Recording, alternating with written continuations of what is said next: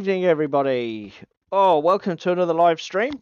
Time to set the world aside for a couple of hours. Ignore all those stresses from work and all of your little life problems. Because for the next 2 hours, we're just going to talk about toys, games, make-believe, and bollocks. So... Not necessarily in that order, though. In that order, no.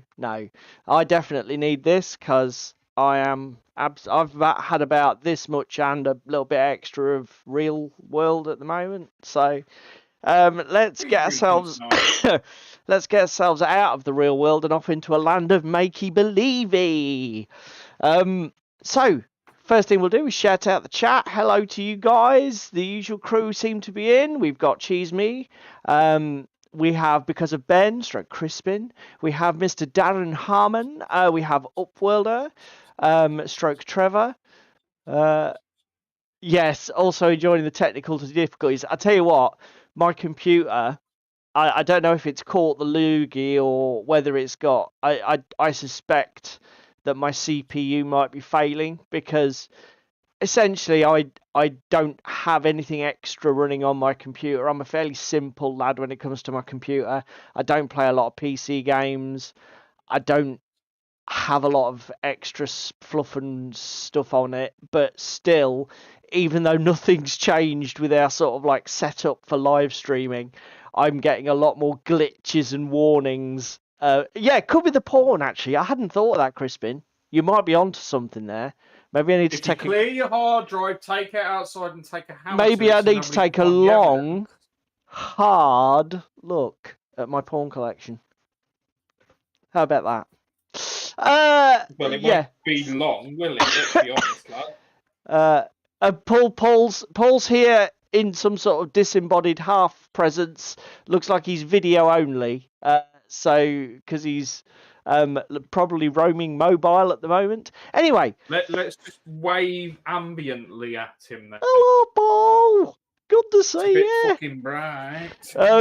Right. So hobby, guys.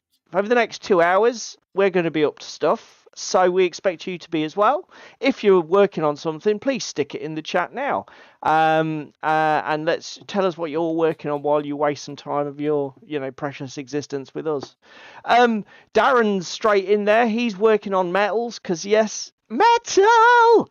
Darren loves his metal miniatures. So he's resurrected some good old Chaos Space Marines, which I bet are epic models, including the Dreadnought. Metals, Is that the old metal Chaos Dread? Jesus Christ almighty, Darren. Well, do you know what, mate? That's your pension pot sorted. Have you seen what those things fetch now? That's insane. Yes, he did. Yes. No, Jerry wasn't. Hang on a minute. Paul's just... Can somebody screenshot that? Paul Howells has just put, yes, Jerry is too kind. Really? Really, you don't know him too well, do you, Paul? Oh dear! All the OTT crowd could say, yeah, whether that's an accurate representation of our gaming Gandalf, all bow down and worship. Yeah, he's too kind. But no, it was absolutely fantastic to see you getting coverage on their Oh, okay, the Square 90s one. Okay. Still a serious bit of metal, though. Yeah, he is kind when he likes stuff. Not so when he don't. But do you know what? That's what I love about Jerry. There's no... If there's one thing you can say about Jerry, there's no artifice, there's no veneer. You get it all. And it'll be genuine. And God love him for it. Awesome guy. No, we didn't, Crispin. Maybe we should. Funnily enough, we were talking about obviously main topic of clocks. David and I have a little get together normally on a Wednesday night just to chat about what we're gonna do and to throw up the a thumbnail, etc. Prelude. And we did talk about Salute. I mean, I've consumed all of the OTT video stuff. And and I waded through probably about half of the pictures from the blog. Paint comp stuff doesn't really interest me, so I tended to give that a swerve. But do you know what? Salute, fantastic. But David and I. I've said it again. And it's all this issue. The problem is it's the logistics and the cost for a 1-day show. It's absolutely an adrenaline rush because you've probably got the biggest wargaming show in the UK in London with only a 6-hour window, 10 till 4, I believe it is, on a Sunday. So you've got a 6-hour window to try and grab a taste of that, plus the logistics of travelling to London, staying in London if you want to stay overnight and not be like catch the train in, get up at Sparrows 5 o'clock, do the show, then when you're exhausted and half laden down with a load of toys, wrestle yourself onto another train. Yeah, I mean, there is an awesome amount. I mean, thank God we do know D. Jerry loves the cock. And he's got good taste because he likes classic cock, not newfangled cock. Yeah, there is that. We probably shouldn't be too, churlish about it, cheese me. But, I mean, thank God to those guys who did give us all the coverage, because I've literally only watched OTT stuff. Obviously, you've got, I noticed Storm of Steel have got a video up. Everybody and his dog has put in footage up, so there'll be tons to see. So we'll get to see some of the fabulous gaming tables. So I will be ploughing through it, some more of it in the next week or so. To be honest, I've been that frenetic. I've not even managed to watch that much YouTube this week, which is crazy ass. Yeah, that's the problem, Darren. I mean, and again, UK Games Expo, that is a 3-day event, and you get the hotel, and do you know what I mean? But the thing with the UK Games Expo is because it's 3 days, I don't begrudge all of the cost of getting the hotel, because you miss nothing. 3 days is enough that you can literally scrape the bottom of that barrel. You will get every vendor, every game, everything that's going. You can just soak it all up. The problem with Salute is there's all the logistics, all the cost of travel, and you're only going to see a third of it in any meaningful way. Is my issue. Don't you agree, mate? Yes, I do. I've just turned my microphone off so that I'm not dentisting the shit out of people's ears. Are you got your what? Go on, show everybody what you're doing. So when David's looking down into his lap, obviously questionable things might be going on. I'm dremeling the shit out. Right. Okay. Well, I tell you what. Let's crack on with the show, because we're talking about Salute. Let's do the show proper. So over the next 2 hours, we're going to follow our usual format. Hello, if you're new. First thing we're going to do is have a chat about what we're working on tonight. Then I've got a couple of pickies to show of my game on Monday night at club, and David could tell us what he was doing. And then we've only got a couple of news items, so it'll both be flannel, waffle, and talking shit. Until we roll around, drag our lazy asses over to 9 o'clock, and then we might tackle our main topic, depending on whether it could be asked or not. Okay, David's up first. So here's his table. Go away, Captain Sextoy. So we've been dremeling the shit out of some stripped castings this afternoon, because I decided that it'd be a good idea when building Gaslands to dip them all in some stripper. I'll tell you what, you've absolutely nuked them with the old stripper. It's done a good job. What did you use on them? The best thing is it's Dial from B&Q. The own just brand. Just basically B&Q commercial paint stripper. Yep. Just yeet it into a coffee tub. Yep. Dunk them in. put them on the side, give them a toothbrush over, give them a wash over to neutralise it. And then the only thing I've had to do is there's just occasionally, as you can see here, some stubborn paint in the creases. Okay, so that's I'm what you just attacking it using with your a Dremel Dremel. brush tool just to. But most of it's come off with the toothbrush by the looks of it, mate. Yes. How long it did you has soak them for? To be fair, it was until the paint stopped crinkling.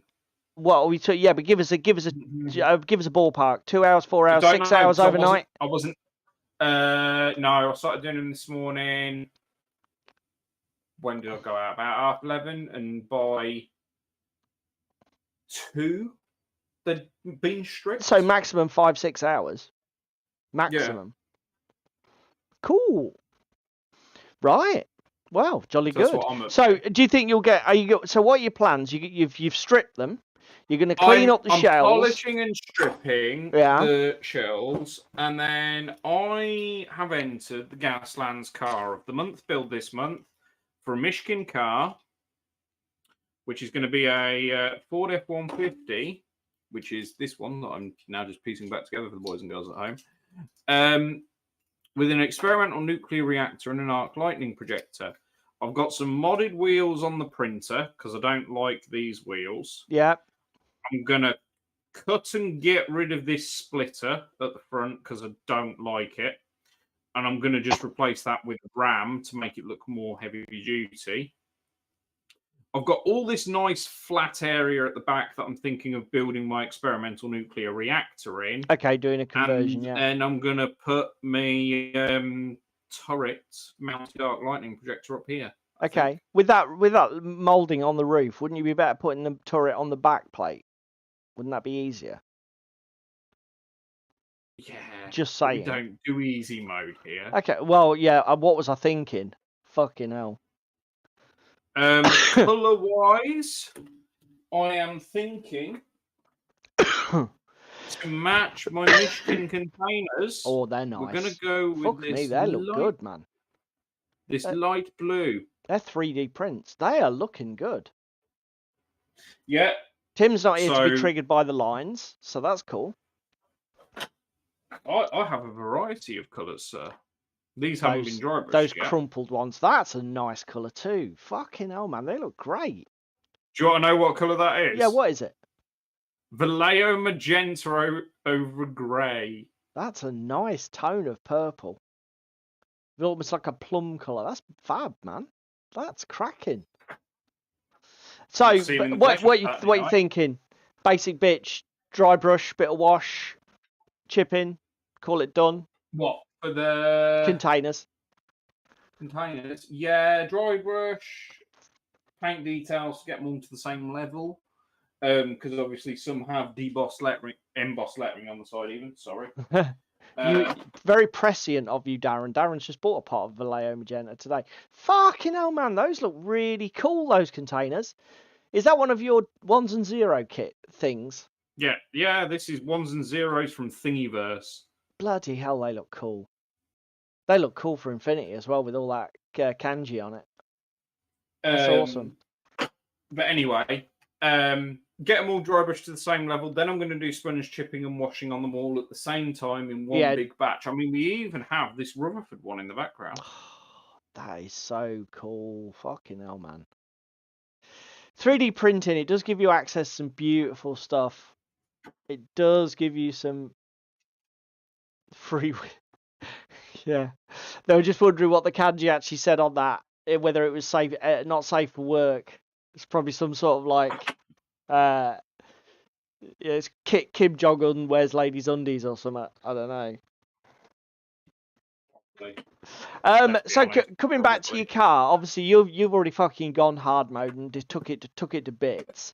So what's your presumably you're painting your metals before you put that back together because you don't want to damage that. I will. So you're painting it in sub-assemblies even, aren't you? Yeah. Well, the thing is, the annoying thing with this build is Hot Wheels in their infinite wisdom gave me a nice big truck bed, but then decided to fill it with perspex, so I don't actually get to go on the fucking deck unless I cut this off. Well, So I may be doing can you cut it off without wrecking it? This is what I'm looking at. I mean, you've got a Dremel. Why don't you just get a grinding head on the Dremel and just take out the square? Because I think what I'm going to do is I'm going to take the back window edge off so I don't end up just with a lurgy bit at the bottom. Yeah, okay. And put some of the mesh that I have for cars. Yeah. Here's bollocks. So here's one I did earlier. Yeah. Put some of that mesh on the back window. Yeah. Nice. You do. I must confess I don't. You are thorough with those vehicles, but fucking hell, it's a lot of work doing it the way you do it. I'd sooner just super glue the wheels so they stop moving, and then prime the fucking glue my conversion pieces straight onto the car, and then just prime the fucking lot. But now I can convert and do cool shit that I can't do while the glass and everything is in. Yeah, I know, but again, I don't worry about that. I just prime the fucking glass. I could get a little ones and zeros driver for the fucker. Oh, fucking hell, he's off. That is cool, but Jesus Christ, hard mode. Yeah, no, too much for me. Yes, Paul, mesh. I think it's like car body mesh, isn't it? Or is it the stuff for the plasterers use for corners? No, it is aluminium car body repair mesh. Yeah, car body. I say you can. I don't know if you're saying that because you're like, oh, mesh, but yeah, you can get it quite easily, Paul. It's got a couple of genuine DIY uses. As I say, people use it for patching the best place large holes in car bodies. Cheap AF. Yeah. Go to your local Poundland or Dollar Tree or whatever. It's a metal anti-splatter guard to go across your pots and pans. It's £1 for like 30 centimeters diameter. Cool. Yeah. Handy dandy tip. Yeah. As I say, it's freely available, not expensive. Great. It's fabulous stuff. I like it for putting on bases for sci-fi miniatures. Like anything that you want to be like a starship deck. If you just put that down, and it looks like, steel decking. Makes it way easier, doesn't it? Somebody asked earlier, I think it was Crispin, asked whether we have purple stuff in the UK or purple goop for stripping. To be fair, Crispin, these sort of like detergent stroke chemical cocktails for stripping tend to be very unique to their country of origin. I'm guessing they're because of the chemical content. They're probably things that don't ship very well or ship very cost effectively. So like, I know that you Americans, there's things like Simple Green you see spoken about a lot. We don't get those products here in the UK. We have our own sort of like Dettol's a popular one here, but any kind of mineral spirits or anything that basically will dissolve plastic is good for stripping acrylic, particularly off metal. Obviously you've got to use a little bit more skill and finesse when you're trying to take plastic off plastic or plastic off resin, because you can have some very bizarre reactions. Yeah, as I say, I think again, I think it's true of Australia. Like whenever you see videos by Australians, they've always got products that they're brands we don't recognise, and I think again, there's probably an element of like different laws, like certain solvent compounds might be illegal or restricted in this country, whereas they might be freely available there. I mean, like we have quite following the terrorist attacks in London a few years ago. We've got huge restrictions on things, even things like you used to get simple ammonia solution for cleaning upholstery. You used to be able to get peroxides as bleaching and cleaning agent. They're all fucking restricted now, because obviously of their use, naughty things that stupid people can do with them. We got quite a draconian fucking setup in this country for that. Yeah. Yeah, acetone's at least freely available. That's although again, good luck finding acetone in fucking nail varnish removers now that everybody under the sun wears fucking plastic nails. Even those have gone like they're all weedy bloody crap compounds that don't do shit. and cost 3 times as much. So what am I doing? Well, yeah, but they hydrate your skin while you're stripping your minis. What do? Nail These varnish nail varnish products. removers, Shut yeah. up, you're such an idiot. Right, Love you too, Ginge. I mean, I tell you what, I bet the one thing about acetone is you can't use it on anything that's not metal. Because acetone will literally fucking dissolve everything that's organic. It is. I mean, it's great for stripping metal, but it's fucking useless for anything else because it will dissolve pretty much every plastic under the sun eventually. And those that you don't literally dissolve, it will degrade their structure to the point where they become like sponge. So, yeah, no. Whereas again, acrylic safe for nails varnishes might be great for other substrate plastics, but they're just not a lot of good for, there are just better options, frankly. So what am I doing? Yeah, we were saying, Paul, what are you doing, mate? We are doing terrain. We're back on Frostgrave. Now, we're about to attempt the next mission or the next of our scenarios in the Red King supplement Yes. for Frostgrave. So with one of the, again, because it's Frostgrave, this one's, we need to have a large central tent surrounded by what are described as fetishes. Fetish stands, not fetishes. Fetish stands. Fetish stands, whatever.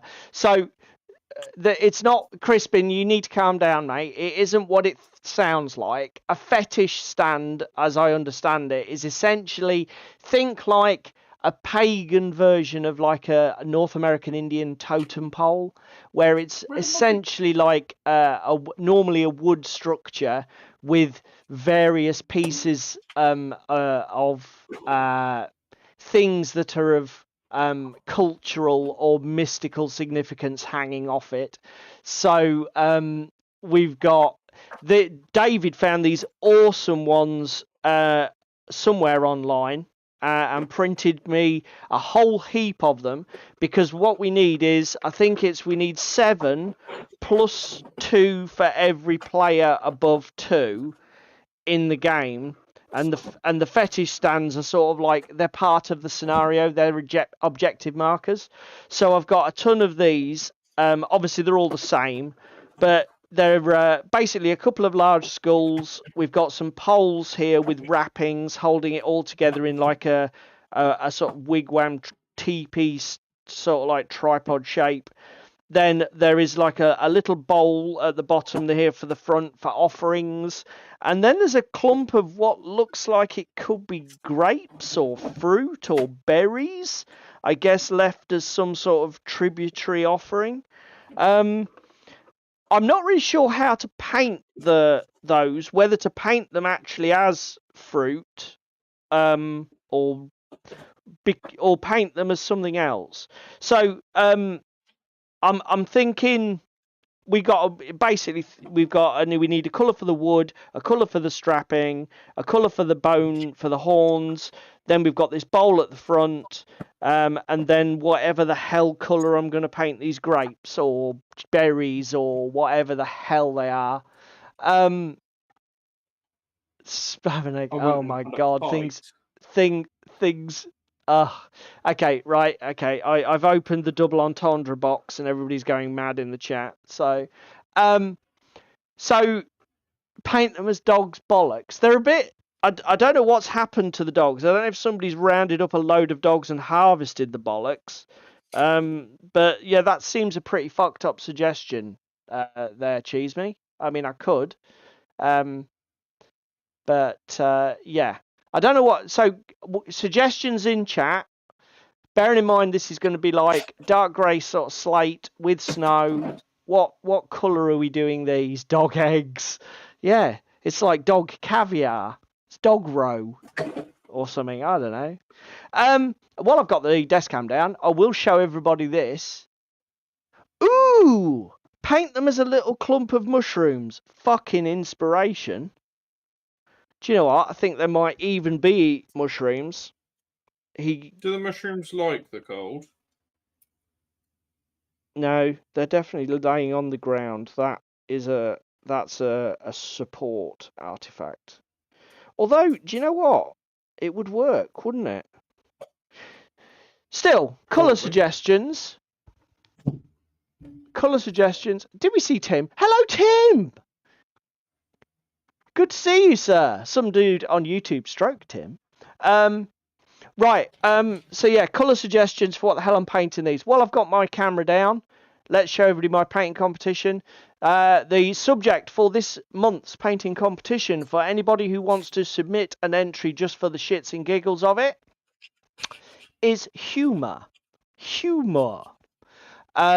So I, of course, because I have no imagination whatsoever, and because I have a ton of stuff that I need to paint, I'm painting the Joker, because why not? So this is the Joker from the Gotham City Chronicles board game. For anybody who's wondering. So that's I got that primed. Sorry, season 1. This is the base game version. The OG one. Yes. Fucking Hot Wheels plastic. Has it? Yeah. Ewok says I can think of a couple of colours. Mm-hmm. One rhymes with Iraqi band. I don't know what the other rhymes with. Prussian uniform. Prussian uniform. Yeah. Right. Okay. So, brain matter beige. Oh, if only I had brain matter beige. I see when everybody was looking at your work desk. I think Crispin, was it you, Crispin, who was saying you've replaced your army painters for the Vallejo model color or Vallejo game color range? I've, if so, good choice. Although you might have been better to go with the new army painter. Might have been getting the new army. They are getting some very hot press. The new Fanatic. Everybody says they're pretty good. But yeah, you can't go wrong with Vallejo. They're good paints. And what with the game colour and the model colour range and all the little specialist ones. What's he on? You caveat that. Don't try and put model colour through an airbrush. I put model colour through an airbrush all the time. Disclaimer. But it is not. It's a nightmare. It is not the easiest thing in the world. That is if I was to pick a weakness for model colour, they can be fucking awkward to get through an airbrush. You do need to thin it, Crispin. Most of them you need to go at least 50-50 with some sort of thinner. But again, even then there are particularly if you get them well mixed, some of them are fucking troublesome. What, you want Vallejo to sponsor you, Paul? You 2 thin coats. You'd need sponsorship to buy 2 thin coats because they're too fucking expensive for most human people. That's true, Crispin. They do have the Model Air range, so do you know what? But they don't have every model colour in the Model Air. Yeah, the colour range is a little more restrictive in the Model Air, but they do go through an airbrush naked. I bought like a little pack of 12 colours, and they've all gone through my airbrush of dream. Used them for like containers, like David was showing earlier, because you can just literally pour them in the airbrush and fucking go. You don't need to worry about thinning them or anything. Awesome. They work dead easy. Do you know what? Neither am I, Crispin. I'm not that good with an airbrush either. I think a week or so ago, 2 weeks ago, I showed a video from it was a sort of podcast format from the Siege Studios guys. I'm pretty much I'm still on my first steps with airbrushing. It's for big block colours, priming. I don't do anything fancy. I just try and get the fucking Yeah, Toros. Hello, sir. Good evening. He's saying he likes you. We used meths with model color for the area. Yeah, is that because to me do a lot of enamels though, don't they, mate? Because obviously their paints are more for scale modeling and model cars, RC car shit. So yeah, the enamels that you've got thin with solvents. I've not done anything like that fucking hard mode. Put acetone in the airbrush, brilliant, and then put a nice scented candle on near your workstation just for that, frisson of scent. Yeah. Just to mask it, because you don't want to be overwhelmed by the fumes. You want the sort of sandalwood to beat it off. Obviously, the naked flame plus vaporized aerosol of acetone. There may be an issue with that, and not doing that at home might be a thing that you might want to consider. Just a thought. Don't follow Paul's advice, boys and girls. Sorry. Yeah, just Don't so. follow Paul's advice. Yeah. Just so that you know, technical advice is not what I'm here for. Don't. What? Duncan Rhodes was praising your terrain today. Excuse me, Ewok. You don't just flop that on the table and then leave it hanging. How did Duncan Rhodes get round to praising your terrain? That story has to be told. Well, it's one way to make a noble worth of Tim. Cheese-scented candle. Who? What the fuck? That's a bit Wallace and Gromit. Who'd buy a cheese-scented candle? David, entertain everybody while I do some. While I get my pictures for Club Night. You can get petrol-scented candles, don't you? Oh my god, he's just made it worse. Fuck's sake. What do you mean I've just made it worse? Petrol-scented candles. What do you mean I've just made it worse? You can get a petrol-scented candle. Yes, but is it a good idea? The Swiss would buy it. Smell of petrol or not?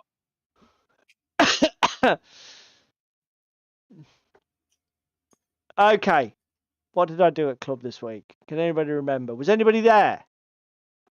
Is there anybody there? You played some 40k, didn't you? Are you feeling okay? Sorry, I was just a little bit sick on my mouth there when I thought I had to say 40k. Sorry, I'll say it for you. Just let me know when you need me to say it.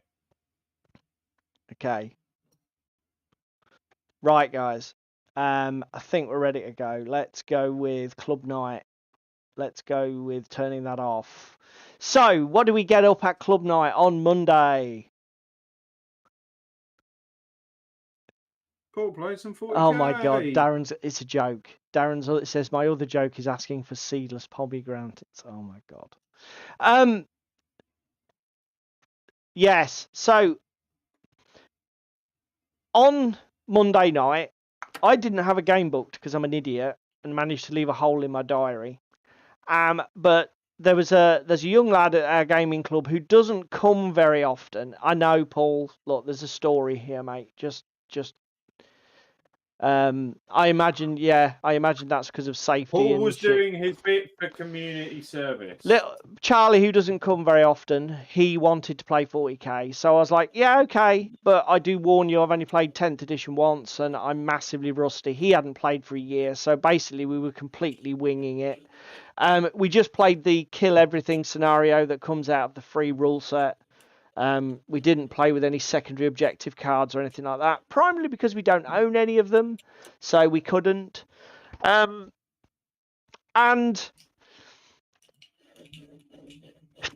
pardon my sneeze. I think Charlie enjoyed the game. I can't say that I was over the moon with it. I felt really bad. He played his Marines, your Ultramarines, I think he was running. And yeah, don't, Tim. And I played my Necrons. Now, I've not played 40k for, I don't know, it must be a year. The last game I played was against was literally when 10th edition was launched. When was it launched, mate? Can anybody remember how? Last summer. So last summer. So it's just under a year. So. And I got my my army basically wiped off the table by an army of Custodes. And when I was building my 2,000 point list, I could not believe I literally had to field every painted model in my collection to get 2,000 points. Sorry? Did you bring your death croissant? Yeah, I bought everything, mate. I had to bring, to get to 2,000 points, I had to bring everything, even my spare hero models that, you know, like my spare overlords that I don't normally run my characters. The Necron stuff in the new iteration of 40k, somewhere wherever we are in the 10th edition meta, fuck me, the stuff is cheap. And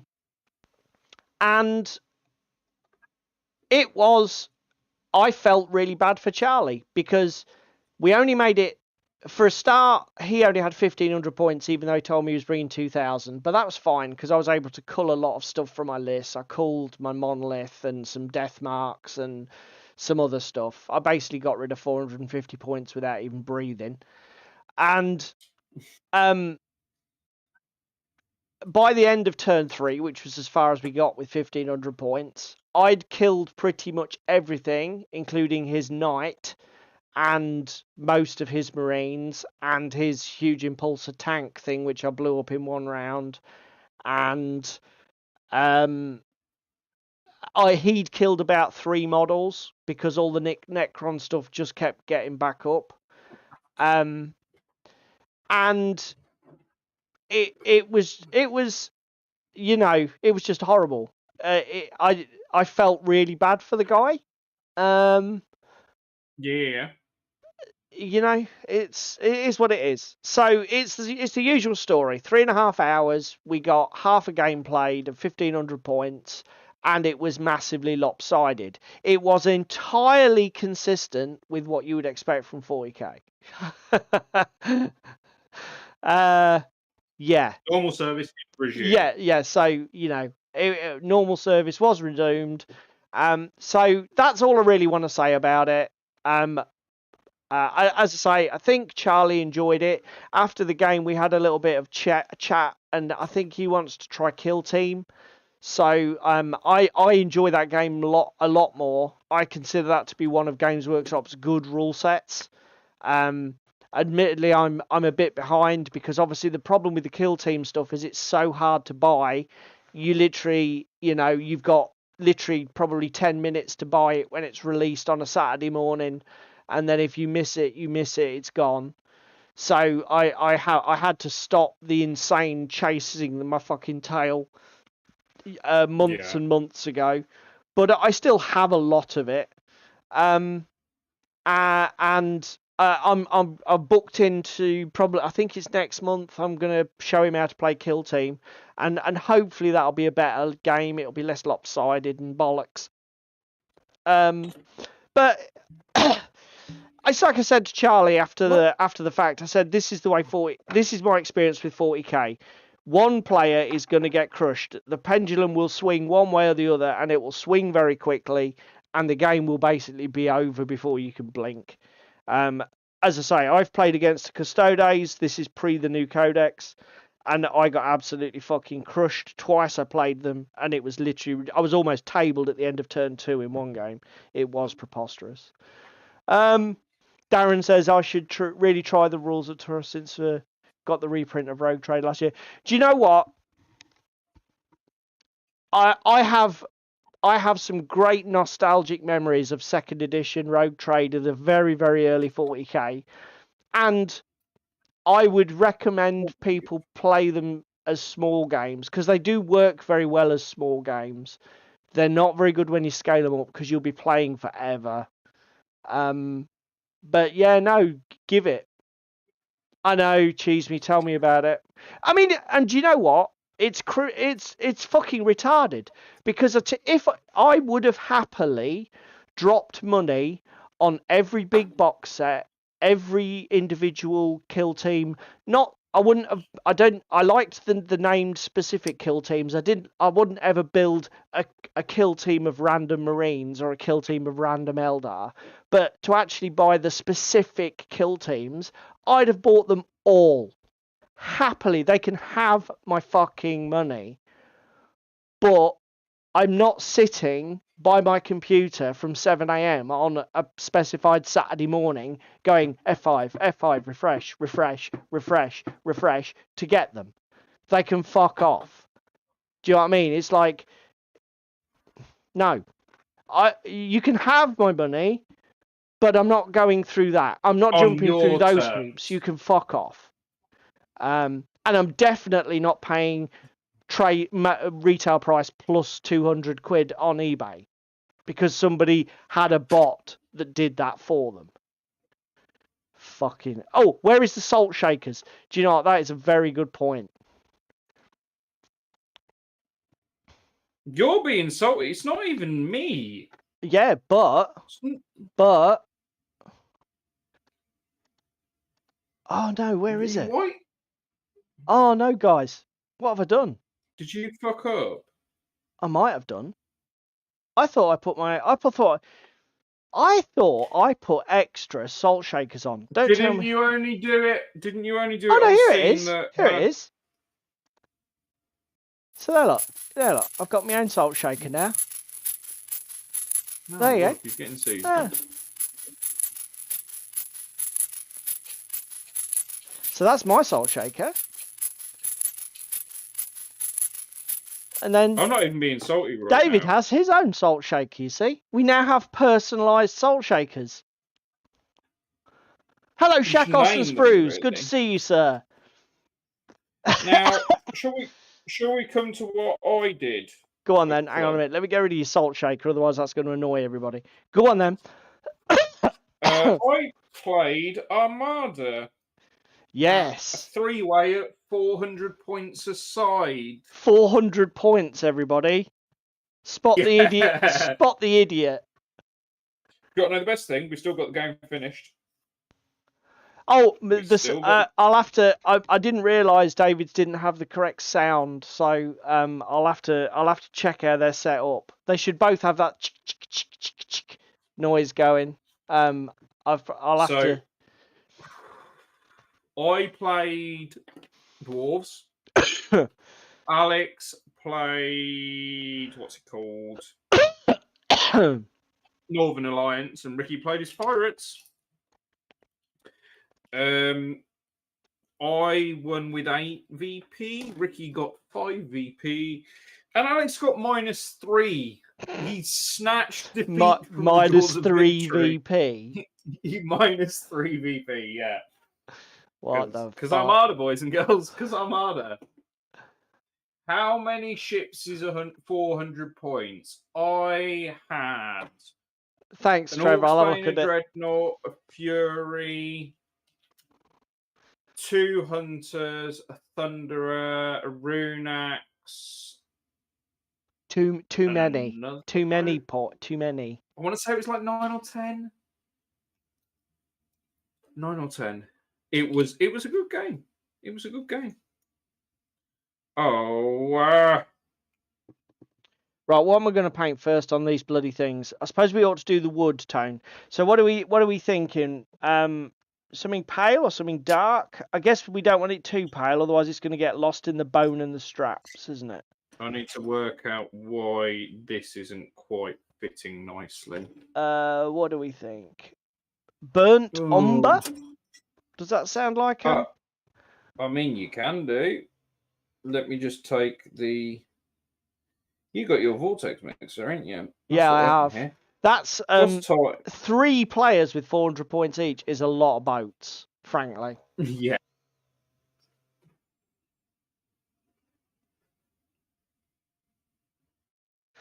See, everybody's giving Paul some love, saying they saw him at Salute. Yeah, it is awesome to see him on OTT, that's for sure. And that new table is amazing. Sorry, played on a 6x4 because Ricky sort of threw his toys out of the pram because apparently you should play on a 4x4. Yeah, that's true. Like, you did upgrade the table, didn't you? Yeah, so it wasn't too bad.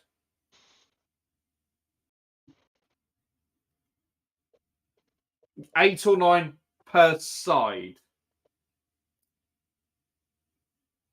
Because I think you had to actually nick the club's boats and use them as proxies, didn't you?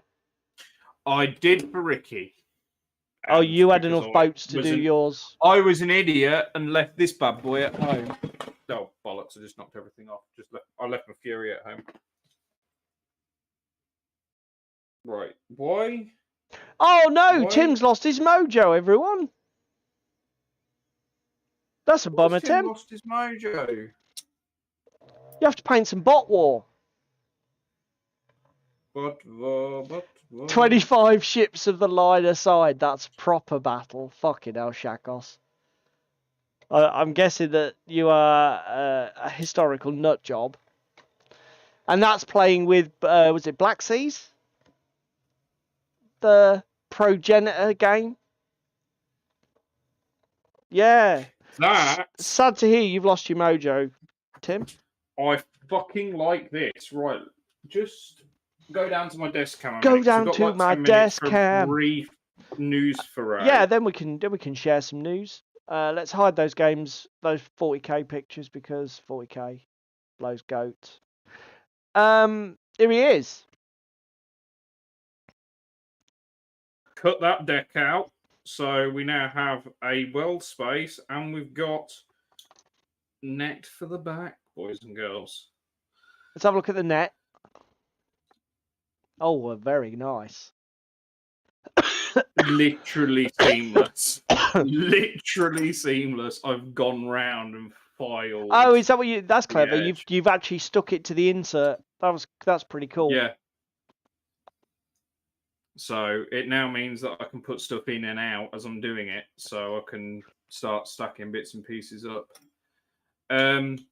Next, I don't think if I cut them strengtheners out, that's going to necessarily be the best. I might have to find some plastic card or cardboard to fill that in a bit. Those strengtheners are surely cosmetic, right?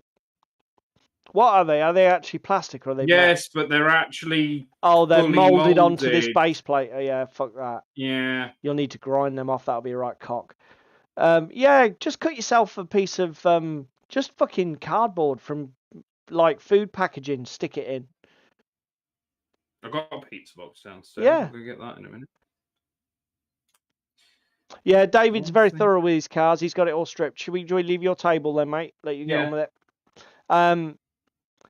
He's very thorough with his cars. I mean, you wouldn't catch me dismantling the fucking things and painting the individual components. It's like, nope, not doing that. Right. Right. I think I need to shave some off that plastic. Web browser. Now, we've only got really two things in the news. One from me, which is probably going to take 2 minutes to talk about. Hang on, did we talk about the 3D printed dwarves from Titanforge last week in the news segment? Yeah, I think we did. We did show off some digital dwarves. Yeah, in that case, never mind. We did indeed. Ooh.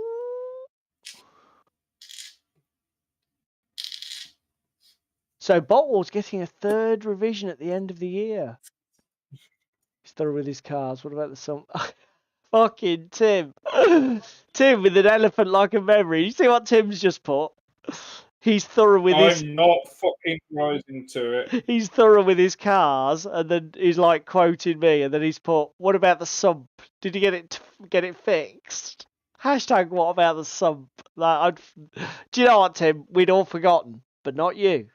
No, not you. That's awesome. Oh, dear.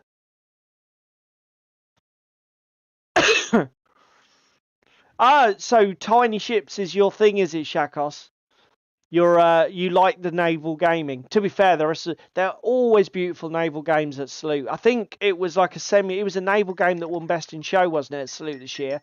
Like a reenactment of a pirates versus French, for privateers versus French battle.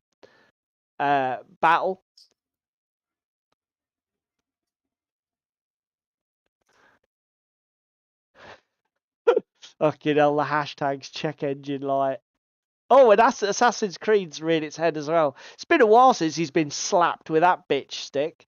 Right, so apparently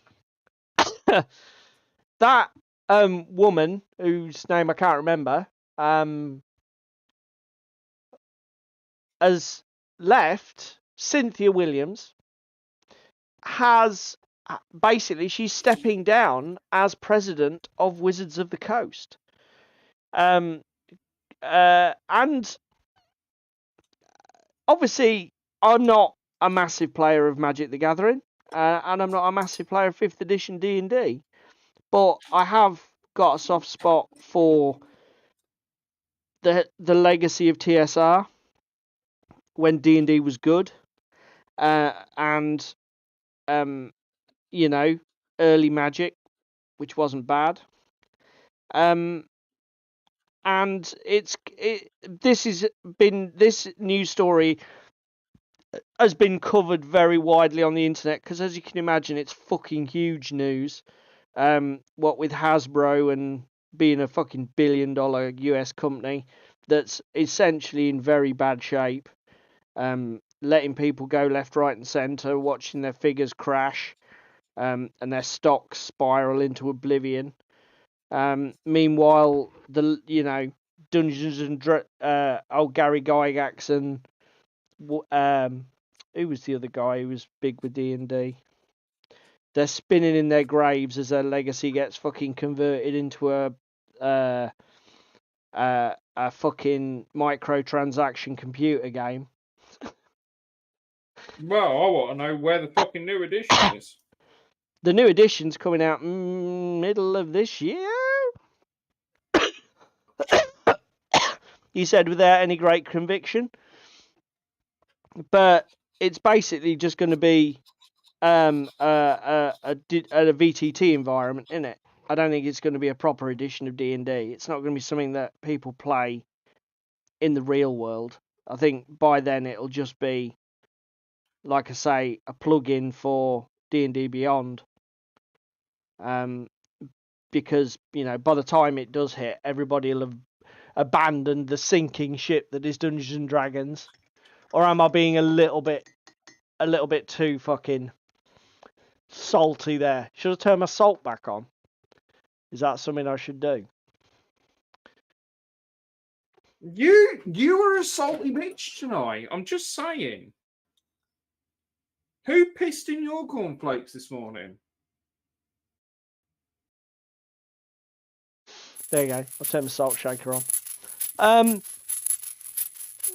Arneson, that's him. Dave Arneson.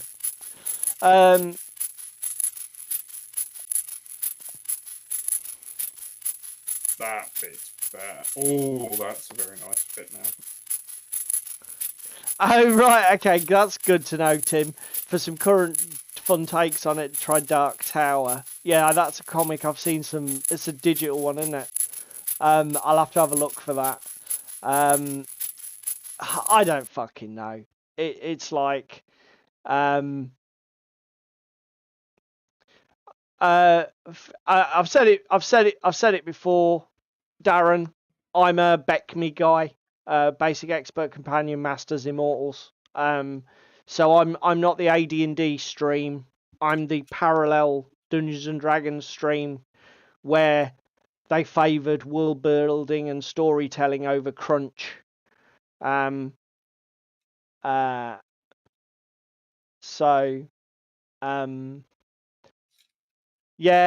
like I say, there we go.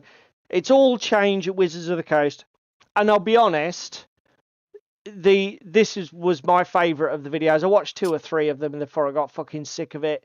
But this is Bob the World Builder. Great channel, and a great YouTube content creator. If you like role-playing games in general, his stuff's pithy, to the point. He's quite light-hearted in the way he does his videos. He's very personable. Got a lot of time for the guy. And as he says in his video title, does it matter? And to be honest, it doesn't fucking make any difference. I'm afraid the train has left the station, I think, as far as Dungeons and Dragons goes. The Wizards of the Coast are fully committed to turning Dungeons and Dragons, the game, into a digital platform product that can be monetized into the fucking ground and back again.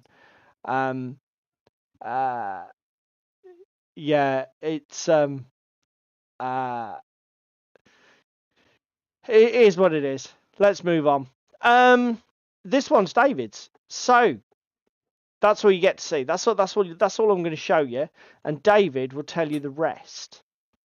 I watched a faux hammer video on one day this week, Tuesday, Wednesday, something like that. So, those of you that are into ones and zeros may have heard of a little company called Bamboo. So, Bamboo Labs developed a system for FDM printing that monitors the print. Is an entire environment. You can set stuff up from the internet, online, that kind of thing. They're high-end units. They're not cheap. Hey Gears, Ultracraft, Reflex that they've released have done the same now, but for resin. Now, this is an expensive unit. It is over 2,000 US. I'm not saying anyone can go out and buy this, but if it's coming now at an industrial level, it's only going to be a matter of time before the AI filters down to the little desktop units, and we can all have clicky, not very messy 3D printing. Yeah, I mean, the long and the short of my take on this video, at least. As somebody who is, pardon me, somebody who is massively put off the whole fucking 3D printing escapade because of the troubleshooting, the fault finding, the manual fucking labour in getting everything set up and working correctly. Anything that is like a one step closer to literally plug and play, I think is a great thing. Obviously, you're cautioning about, at the moment, this cutting edge technology is ridiculously overpriced, so hold your horses. Is fair. Just out of interest, you obviously said that Bamboo Labs have got a lot of these features on their FDMs. So what does a bamboo bamboo FDM? Bamboo is still dear. Bear with me a second. So Ewok says he's got one on order, so Ewok can tell us, because he's obviously bought one recently. Versus a similar machine, Ewok, are they a lot more expensive?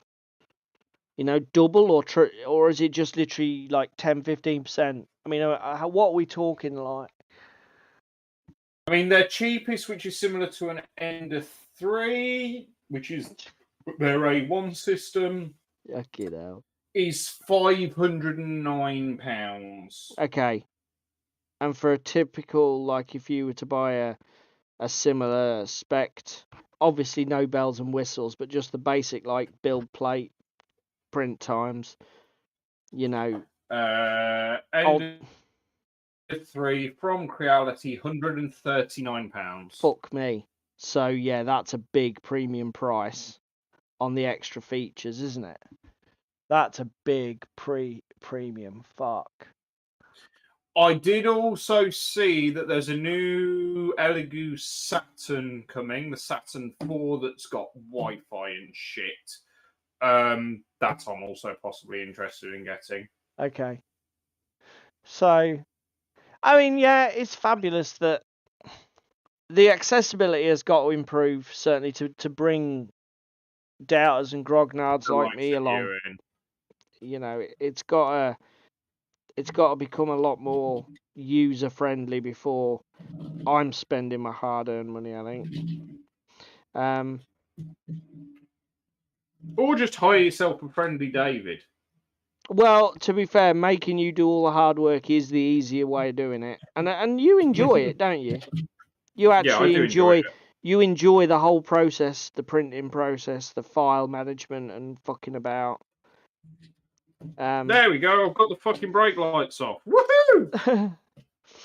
So, but yeah, that's it, guys. As far as the news goes, it was a fairly slow week, I think. I mean, I guess probably because it was dominated by Salute content, which we decided that we weren't going to cover.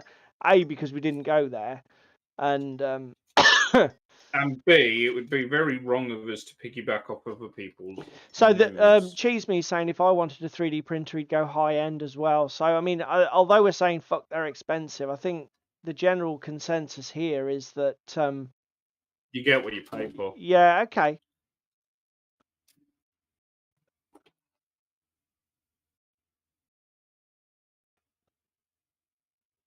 Crispin is saying I didn't think the Wi-Fi setting or the Wi-Fi feature would make a difference, but it massively does. Okay, that's cool.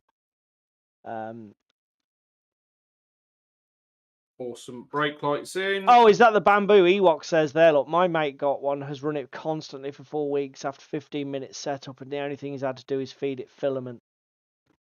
That is a pretty good advert, Ewok. Yeah, I noticed that, Cheese Me. Bolt Action 3rd edition apparently is coming at the end of the year. Do you know what? It makes you wonder. That's an interesting thought. While we've got some time, well, actually, we're at 9 o'clock. We should probably start our main topic. Just before we do, though, the changes from 1st to 2nd weren't massive. One wonders if there's much that really needs fixing with Bolt Action. I better get a game of 2nd edition Bolt Action in then with my SAS, hadn't I? It might be a good idea.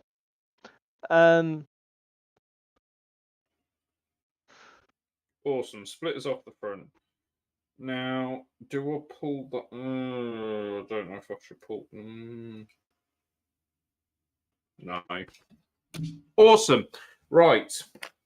Yeah, those models do look nice for the Epic Ancients. I saw the Romans, I think it is that they were showing off at Salute, look pretty fucking cool. Now, here's a question. What on this vermin sprue looks electrical or smoke launchery? Yeah, probably Shakos. I'll tell you what would be quite interesting, and I don't know if they plan to do this. I sort of feel the same myself, and I know that Jerry takes a very strong view on it. I don't think they've quite got tanks right in Bolt Action. That they really do seem like it's like we'll allow armored vehicles just because we know people will want to fucking bring them, so why don't we?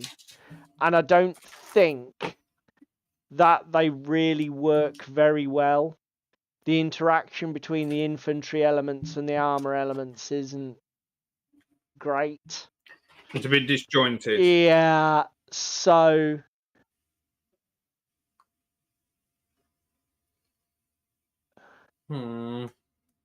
Yeah. The weapon ranges, I suppose, are not realistic. But then again, I'm more okay with that sort of stuff, Shakos, because you've got to be careful whether you've got to be careful. Are you playing a simulation or are you playing a game? Sorry, what, Crispin? Wife swapping? Yeah, you know what, Crispin, mate. I don't even know.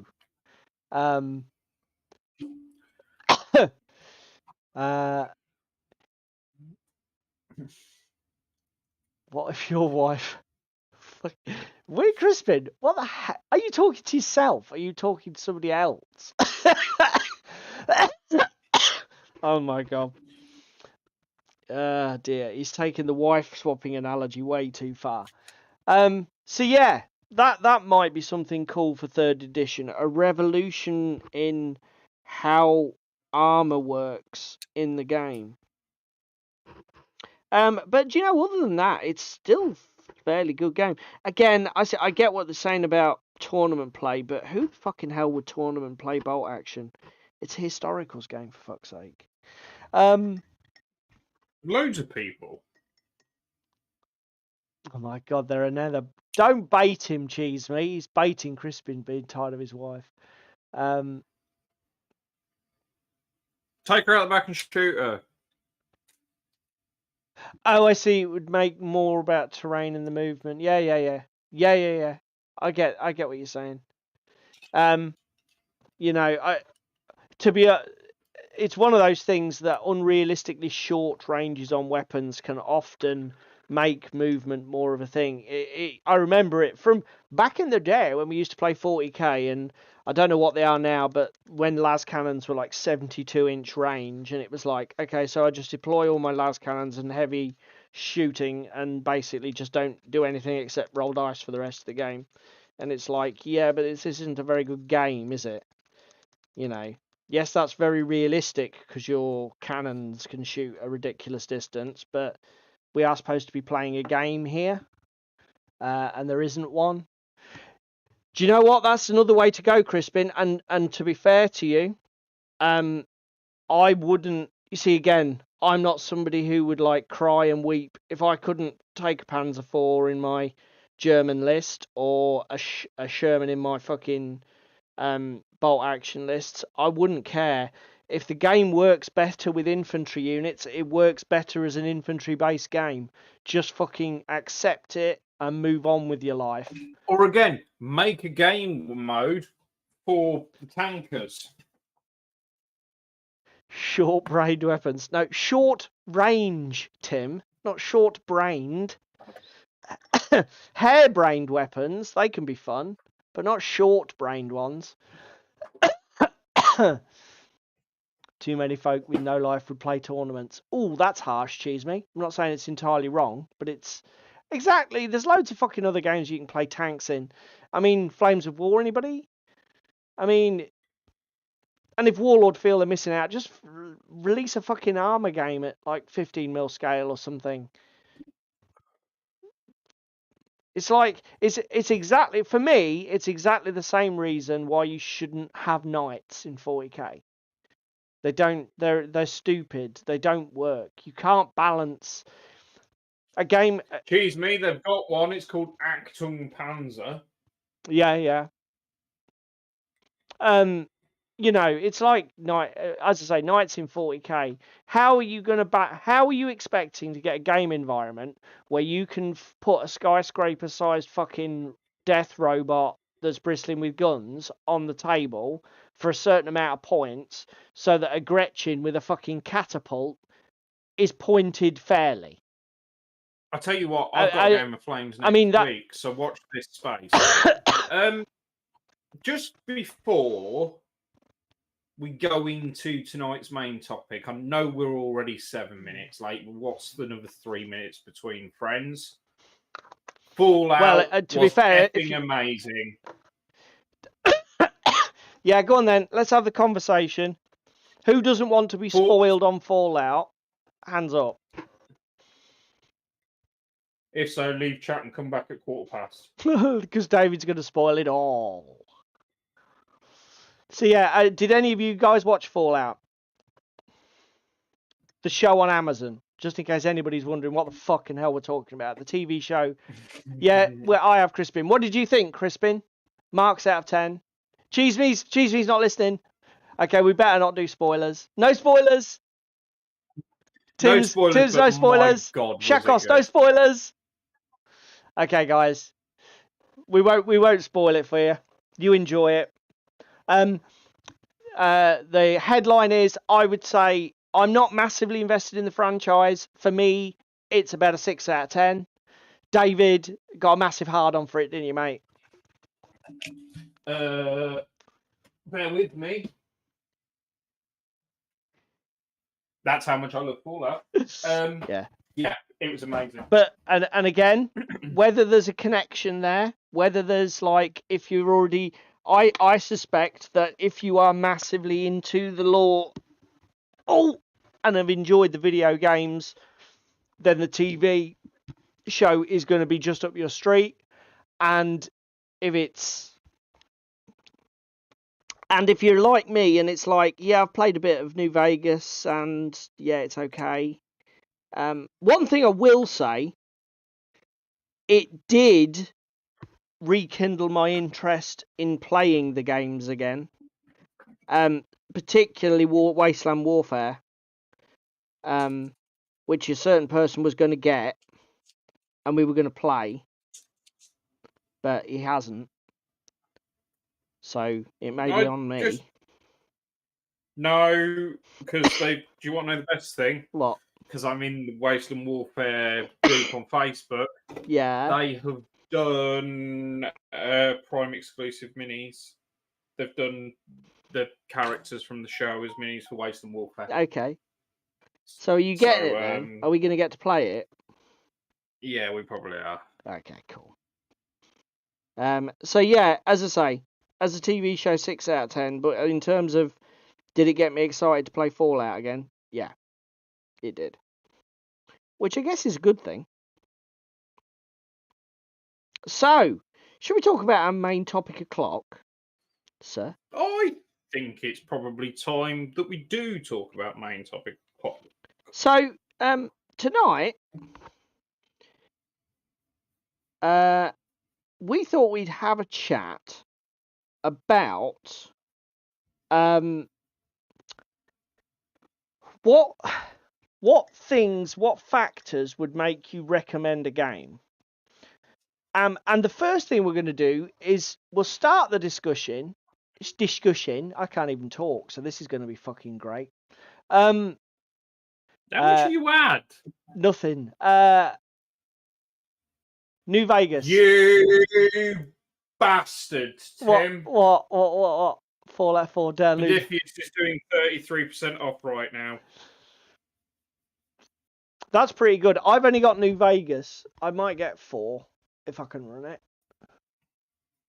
Dude. Ooh. 33% off. Yes, that's what I was just bitching and moaning about. Crispin. See what Crispin's put.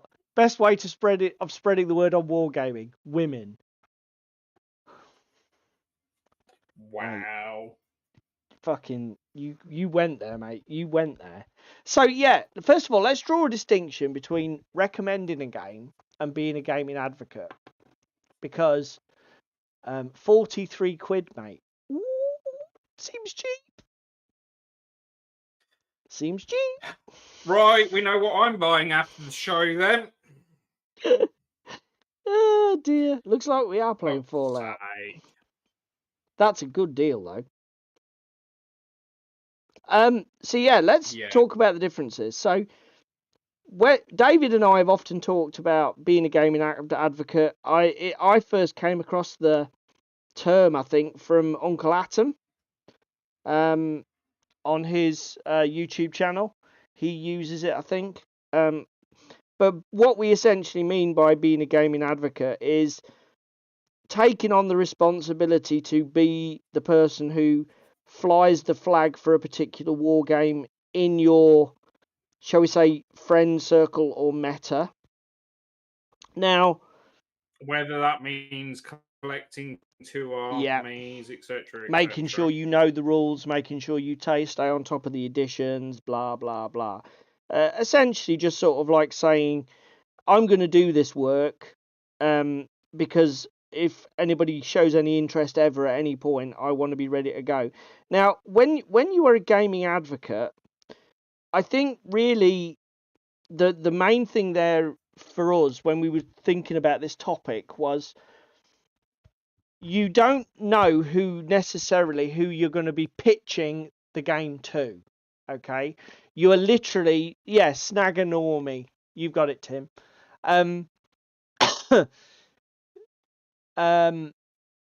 With when you do that, you're not giving any consideration to who you are pitching the game to. You're literally just sort of thinking, whatever the scenario, whatever the circumstances, whoever it is. Here's a good way of putting it. Go on then, mate. Gaming advocacy good word, requires a deal of love for the game you are playing because you need to live it, breathe it, and die by it.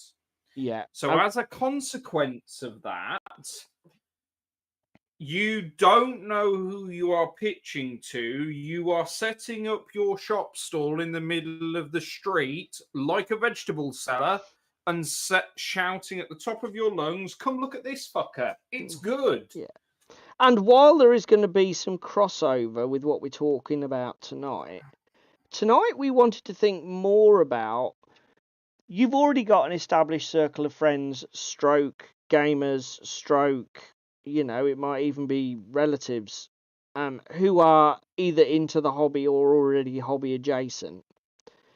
And you've got games that you enjoy, and you're thinking more about what kind of things would you run through your head, or what kind of things have to be there when you're recommending games to people that you know. Okay. So I think that the first thing is that, like David's alluded to with gaming advocacy, I think if you're going to sell a game to anyone, you've got to have some degree of enthusiasm or passion for it first, haven't you, mate? Yes. Because we tried to think about examples yesterday to set up this sort of discussion, and let me give you one of mine. Blood Bowl. Blood Bowl is a game I have enjoyed in the past. I have lots of stuff for. And you enjoy occasionally. I do occasionally enjoy a game, but for me, I recognise there are massive balance flaws in Blood Bowl. There's the whole tier system on the teams. There is just too much baggage. It doesn't really matter, even if I had somebody sitting and playing war games with me or board games, and I knew that they were an American football fan or a massive sports game fan, I wouldn't recommend Blood Bowl, because for me, all that baggage has killed my passion and enthusiasm for that game. And that's completely a personal thing. I get. I mean, there are people who do fucking love it, but I think it's a massive factor, because if I did, again, if I did get into the situation where I was introducing somebody to Blood Bowl, I might be doing them a disservice, because if they're genuinely interested, all the fucking negativity and baggage that I'm bringing because of my past experience with it may not be a good thing for them. So a bit like, do you know what? Even without thinking about it, I've realised we've probably managed to link in our previous week's gaming experience, because I was just thinking about obviously playing 40k with Charlie. Now it's slightly different because Charlie already is familiar with 40k and had played it before, but again, if he wasn't, if Charlie hadn't played 40k and he'd have asked me, I'd have probably said, do you know what, mate, I'm not really the guy to show you this game. Why don't you ask Jack or Alex, or do you know what I mean? Because it's like, I just don't think you can help but, cast that shadow on the experience. Yeah, I mean, again, in a similar vein to you, I'm just trying to think off the top of my head. Like, the only game that I'm on the fence a lot about recommending, in a similar vein though, it's GW. It's AOS. AOS 3rd edition. It's so swingy and army dependent and sensitive. Yeah. Wouldn't recommend it. I'll be honest, I'm exactly the same, because after I played Age of Fantasy by one-page rules, for exactly the same reasons that I've just listed for the 40 for Blood Bowl, that killed my enthusiasm for AOS, because I saw this is just a better execution and implementation of this gaming format. You know, the whole thing's just smoother and cleaner.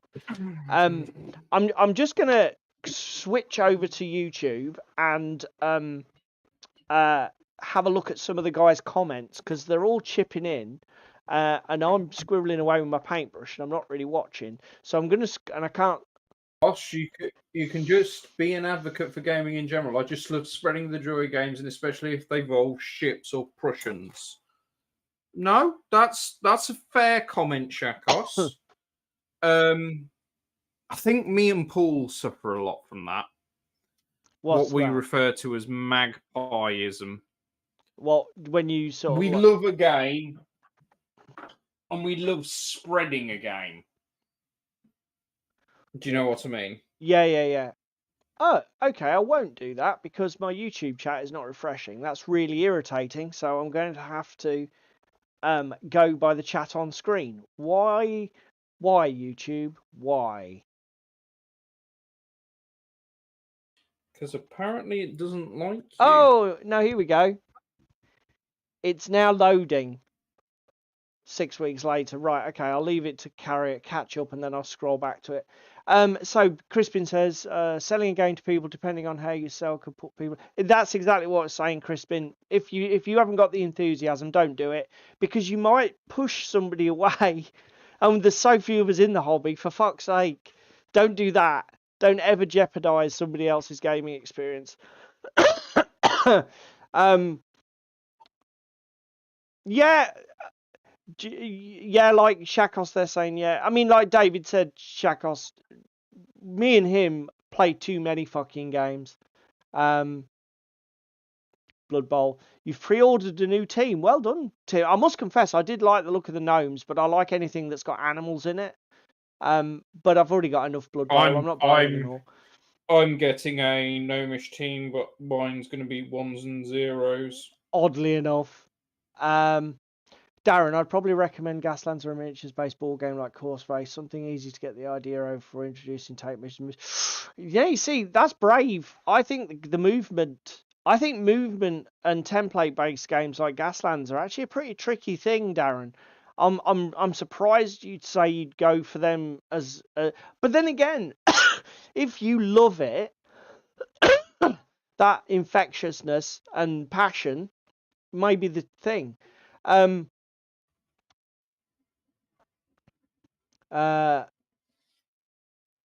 Borderline offensive, lol. So give us another one, mate. Other things that we need to consider. You need to consider, particularly if you're like me and Paul, when you're recommending a game, who you're recommending it to. Knowing your audience and what gets them going is a huge thing. Yeah. Paul already sort of touched on it with the Gaslands, Blood Bowl analogy, and somebody's absolutely psyched for like American football.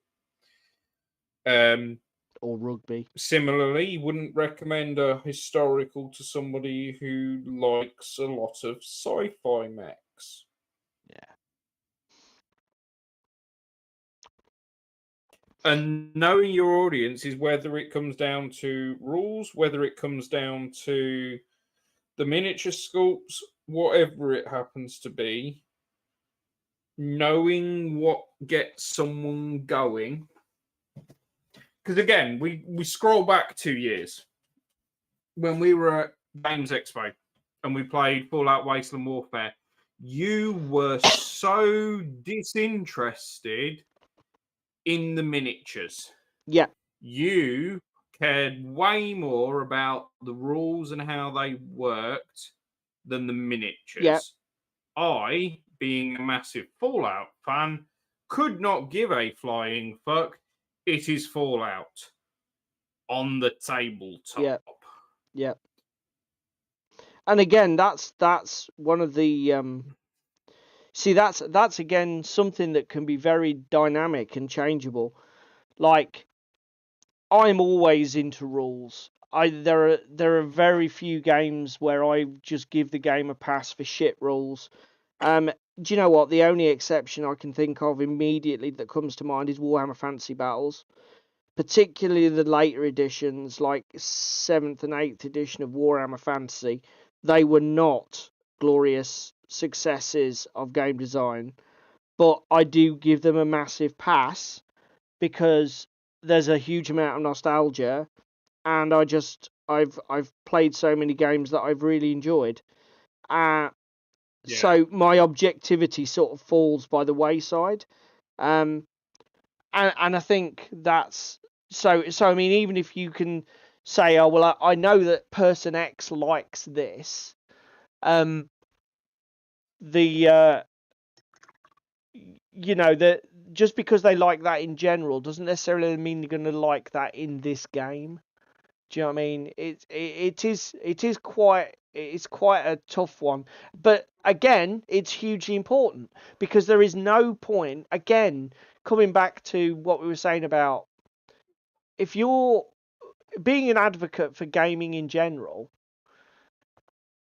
if you sort of like try to push a square peg into a round hole, if you try and push a game system onto somebody that they're really not engaged with, because there is no connection there, you're not helping anybody, them or yourself, really, or gaming in general.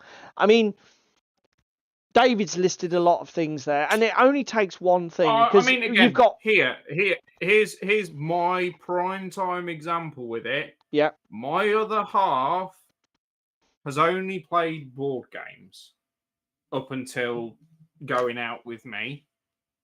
And I played a game of Gaslands with her, not because I thought, oh, well, she's going to love the lore or the setting or the premise of getting a car and modifying it. Yeah.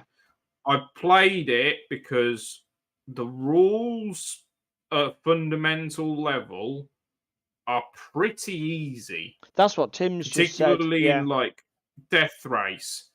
Get to the end first. Whether you're racing or shooting the shit out of your opponents, it doesn't matter. Just cross the gate at the end first. And she loved playing. She won the first game that she ever played. And then to top it off, I think after that, or maybe just before that, I played Everdell with her and her daughters, which, again, is a board game so that they were more invested in it, but it is quite techy on the points. What was the first thing she did after her daughter won, Paul? Messaged you to let you know that my arse had been wiped by the noobs.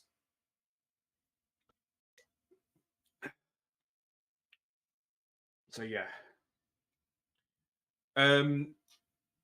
What's the other thing for recommend when we spread a word, Paul? Well, I mean, you mentioned rules. Oh, Tim's got another killer one there. Tim said about easy rules. Now, the thing is, again, it's like pick your target audience. There are gamers, like, I had an instinct that Alex would like Infinity because Alex at our gaming club loves Tournament 40k. He enjoys gaming to game. He's very competitive. He loves a bit of sci-fi. Yeah, obviously he's already playing 40k, so he's into a sci-fi aesthetic. I thought Alex would like Infinity. There are other players at our club who I'm like, these people, Infinity is not their game, because, and the reason I make this example is Infinity is an extremely complex and crunchy rule set, and it doesn't necessarily mean it's not a good fit for anyone, but it's only a fit for some. So simple rules, yeah, but complex rules also, yeah, but again, know your audience, know who you're selling to. I think if you're talking about the snag a normie scenario where you've got somebody who's completely naked to wargaming, for Christ's sake, no Infinity. Again, aesthetic is huge. I mean, we've talked. That's one of the things that can be actually a prime consideration for wargaming, particularly, is before you recommend a game to somebody, what do they think of the aesthetic? Do they like cute little anthropomorphic animals? Then they probably want to play burrows and badgers. Do they like fucking manga-esque fucking mech suits? You know, they probably want to be playing BattleTech. It's aesthetic considerations are massive when you're recommending a game to a new, and it doesn't matter even if that player's established. Another consideration is, like, if somebody is already an established wargamer, we didn't actually mention this one when we were talking the other night, but I think it's pretty good. One of the things that it might be worth bearing in mind is, if that player already plays a game that's very similar to what you're recommending, why recommend it to them? Do you know what I mean? I think as a peer group, one thing I like about sort of like hanging around gamers is being shown the things that I didn't find myself, the things that I wasn't, that weren't on my radar for whatever reason, and the main reason might be that I was already doing something very similar, so why would I do that as well?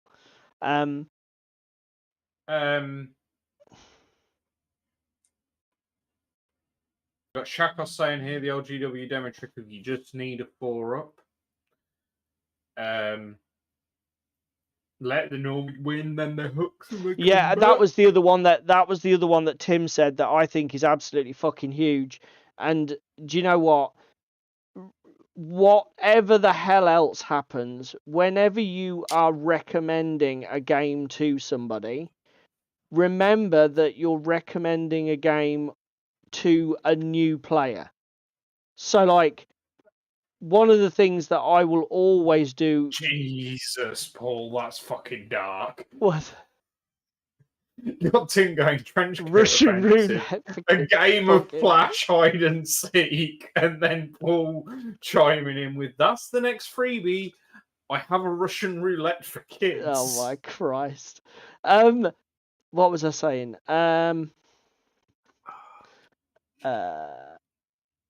It's gone. Oh yeah, about letting people win.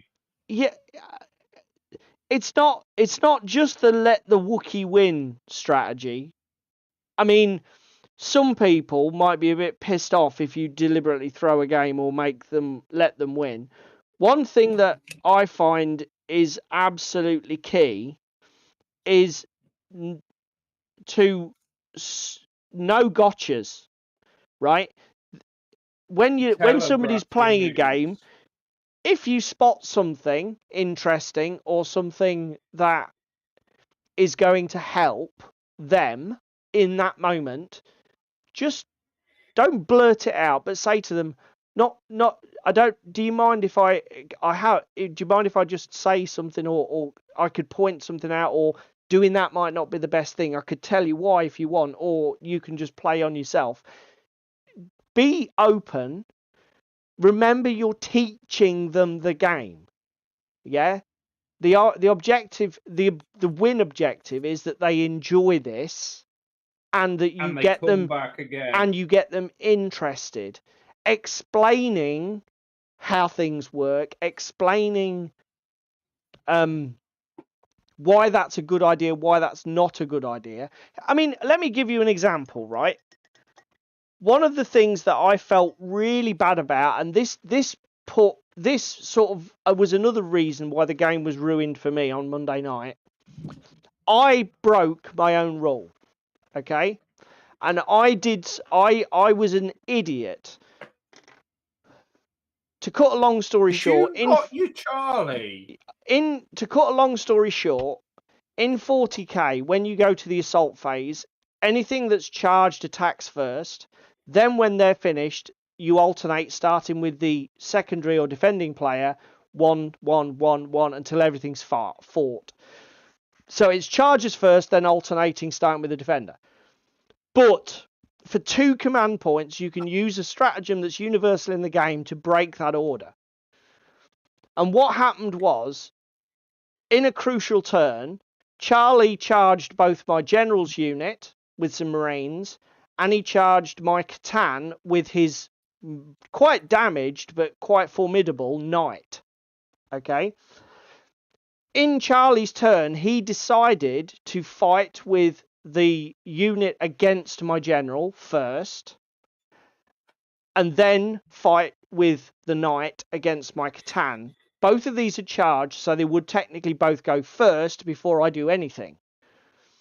But instead of pointing out to him, I spotted after he'd done the first charge, I could have spent 2 command points to go ahead of his knight and kill his knight with my Space Ghost.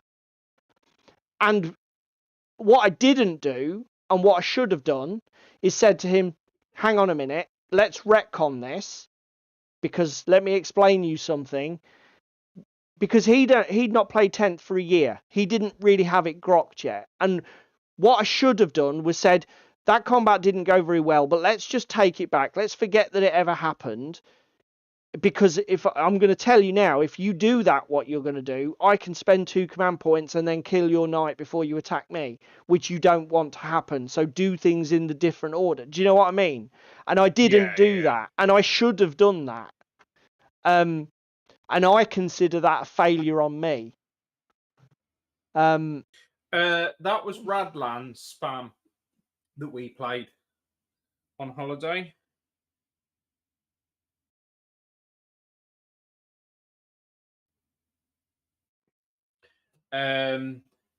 First game of Chain of Command I played, moved up squad behind a bush, next turn Germans down. Umpire said it was just table decoration, ruined the game for me. You can't say cock, Paul, because cock is Call of Cthulhu. If you say it, the shorthand for Chain of Command isn't particularly short, but if you put RNDMV, everybody knows what you mean. Random move. Because Jerry hates it. Shakos says, first game of Chain of Command I played, moved a squad up behind a bush, next turn Germans gunned them down. Umpire said it was just table decoration, ruined the game for me. Yeah, again, particularly, all right then, be like that. Particularly, yeah, I mean that's a great example, because particularly if in the game, Shakos, there was a reason why doing what you did was bad idea. Do you know what I mean? If what you did, if it was like just spike die, oh, do you know what? We nearly forgot. Before we go any further, Paul asked us to make a special announcement. So what we'd like to do is wish Paul's son Ted a happy birthday, because it's his birthday today. So you're probably already in bed, Ted, and you're going to watch this later on YouTube. But from me and Try Hard David at the bottom there, very happy birthday, Excuse mate. Me? Rude. So, and Paul, if you're honest about giving us a 10% discount on your products for Pandymed Entertainment, email me, or however you want to do for a code. I'll put it in the video description, and then all of you guys can enjoy 10%. Obviously, don't leave it active for too long, mate. They'll bankrupt you, buying you out of house and home. Yeah, I was going to say, so when Ted watches this, his dad will have to clip the bit around the bit where we're talking about hard cock and all of the other slightly questionable content that goes into the... There's no questionable content There's here. huge questionable content here. It's all above board and legal. Yeah, so anyway, that's my mea culpa, but it underscores Tim's point greatly, which is recommending a game is not playing a game. Recommending a game is getting your sales hat on, not your fucking winner's hat. We don't want to be walking to the winner's enclosure. We want to be walking to the till when we're finished. Do you get it? What other... Again, I'll tell you what. Here's one. We suffered from this at UK Games Expo last year. If you all go roll back.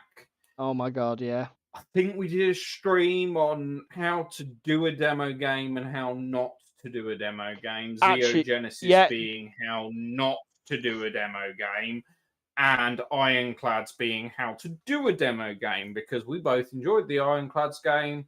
Whereas Xeogenesis, we were both interested in playing, and it was us versus the game designer. Yeah, yeah. And even if he didn't intend it to be that way, there was so many things wrong with the way that game was demoed that could... And do you know what's more of a crime, right? Okay, so here's the thing.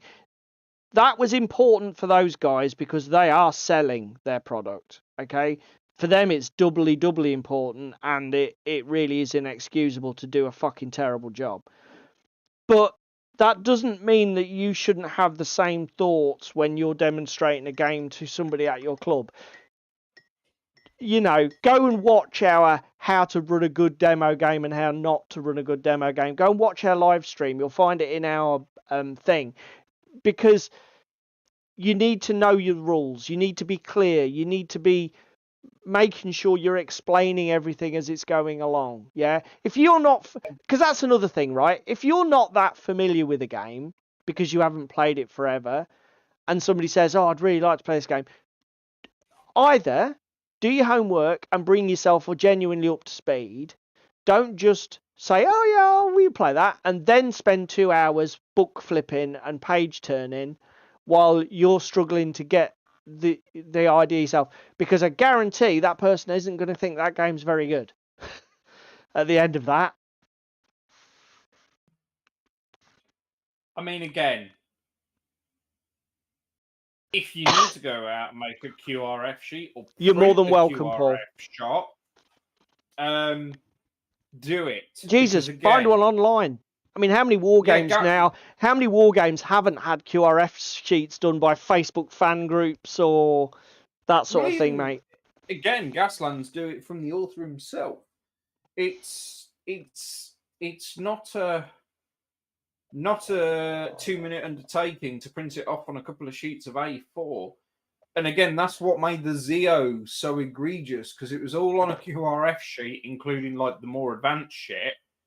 And we were questioning the more advanced shit. And then 3/4 of the way through the game, he decided to start playing with the more advanced shit because he could see we could play at a decent level. Do you know the other thing that I took away? Do you know, and again, this is why it's really good idea to do it well and not do it badly. Because one of the things I really remember from that demo game was not being shown how the close combat weapons work, and to show that I even had a close combat weapon on my profile.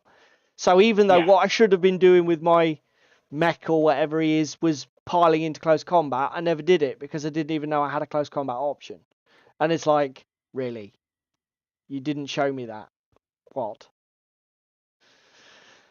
Again, even if it had just been at the top of the game, this faction is a shooting faction, this faction is a close combat faction, so get up, get into melee. That's all we needed to say, and it would have flown so much better. Shakos. Random move has a game as an 8-page QRS. Fucking hell. Yeah, but that's just because it's dice roll tables, isn't it, Shakos? Because you got one for movement, one for shooting. Oh dear. Do you know what? I know that, is it Dead Man? No, what's there? Is it Fistful of Lead? What's the Two Fat Lardies Wild West one? Because that's got random movement as well, hasn't it? Not Fistful. I think. Is it? It's Oh What a Cowboy, is it? Yeah, probably. Because all of their games have silly names like that. Oh What a Tanker, etc. Isn't it? Yeah. I'll tell you something that we touched upon last night. Yeah, go on. And it's probably a good way of rounding this out. We've obviously spoken about recommending it based on the miniatures, recommending it based on the rules, recommending it based on a USP. Me and Paul could only think of one game we would recommend based upon the terrain that you play the game on. Yeah, that's a good shout. We'll give everybody in chat a couple of minutes to answer that question, and then we'll come back to it. Yeah.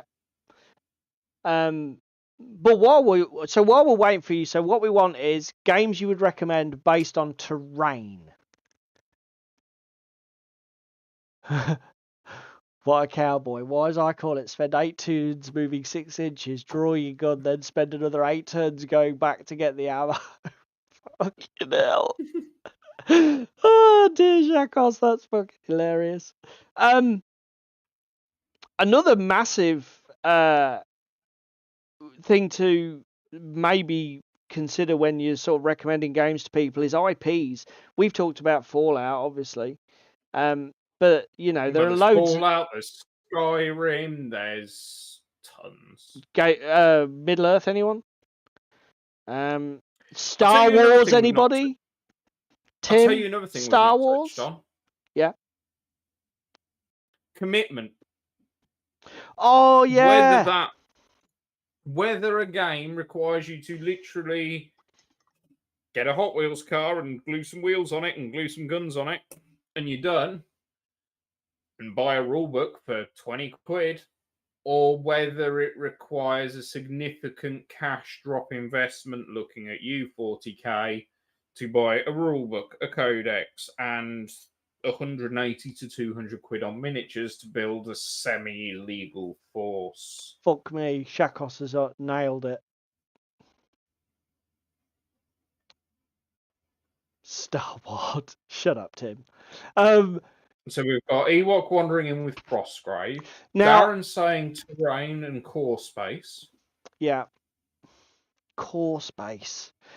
Do you know what? That's a good shout, Darren. Because obviously, that is a good shout.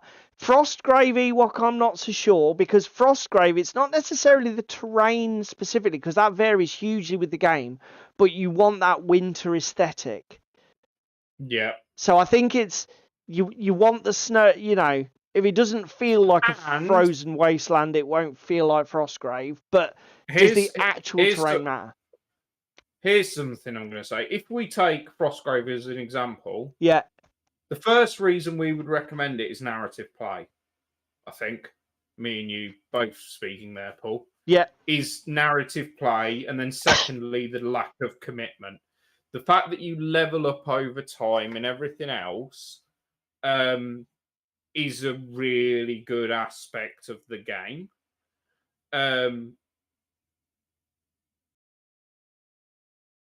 Are we gonna? But again, commitment. You've got full armies. You've got skirmish level. Shall we put them all out of their misery on what we would recommend? Yeah, I was going to say, before we get into, because that is one that we do need to chat a bit about though. But let's finish the one with. I mean, I'm going to just say one more. Was it you, Shaka? Who said Dead Zone? Somebody said it in relation to Halo being really good. Yeah, but somebody above that said Dead Zone as a game where they would recommend for the terrain. And do you know what?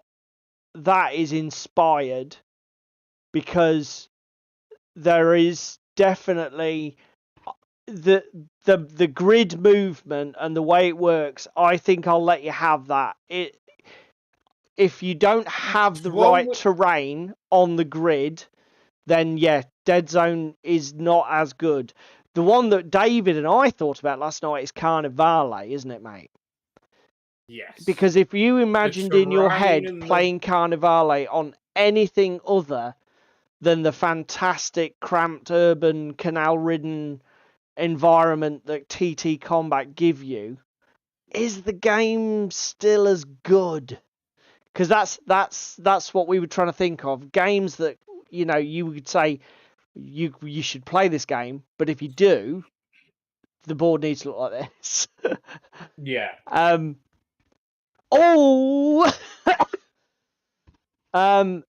But yeah, Trench Offensive. Oh my God, it was there.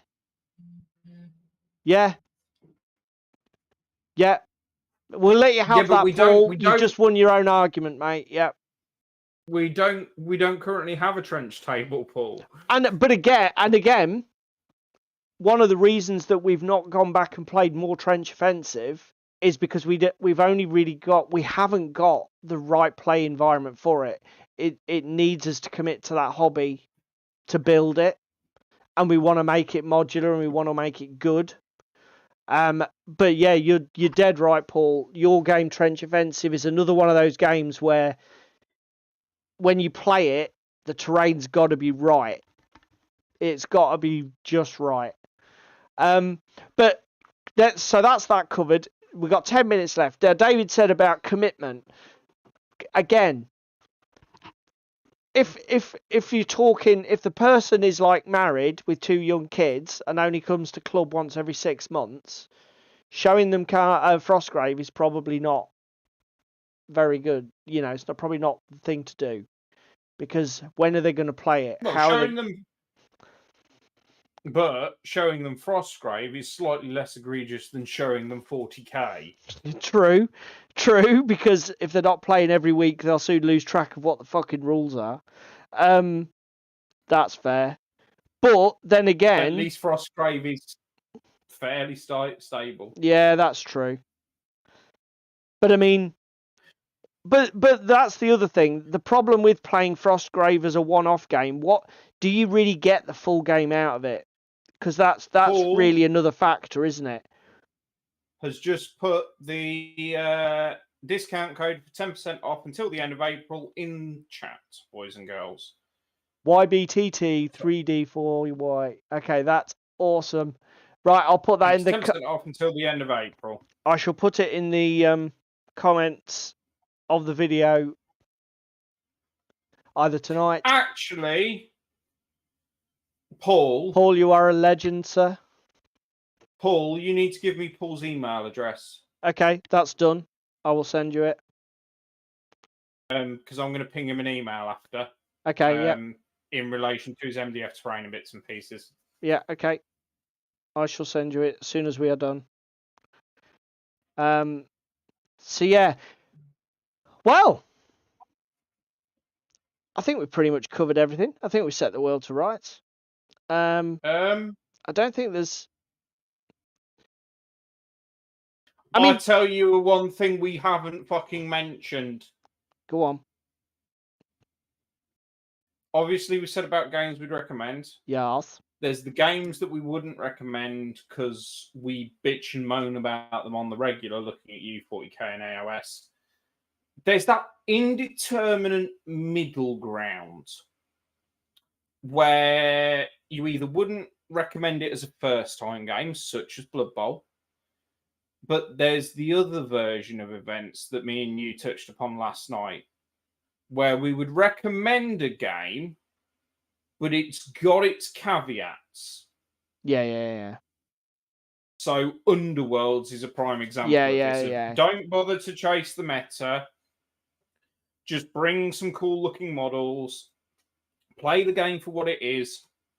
Beer and pretzels. Play your cards out. Play your opponent. Have some fun. Re-rack. Go again for a game. Yeah. I mean, it sort of combines everything we've spoken about tonight, the rules, the commitment, all of those things into it is essentially just a very complicated board game with minis.